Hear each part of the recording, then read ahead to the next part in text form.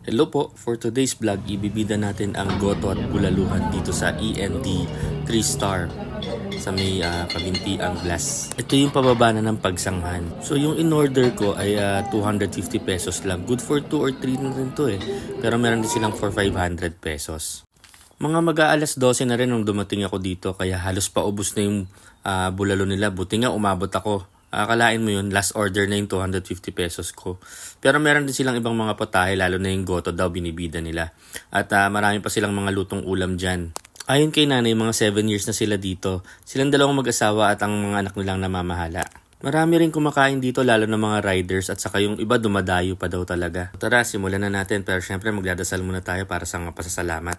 Mukhang masarap talaga to kasi alas 4 pa lang daw ata ng madaling araw, simulan na nilang pakuluan tong bulalo na to.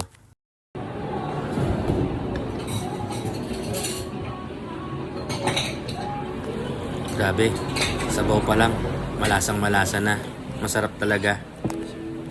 Yung laman nga pala nito, malambot din talaga.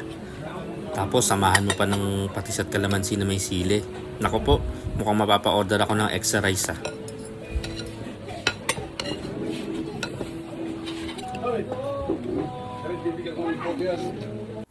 At eto na nga, napa-extra rice na ako. Pero akala ko kalahati lang kakainin ko dyan. Pero sa huli, naubos ko rin. Grabe, ang sarap talaga. Kaya kung nasa area lang kayo ng Kabinti o Pagsanghan, try nyong dayuhin to. May number din sila dyan para makapagpa-reserve kayo agad. Hanggang dito na lang, salamat.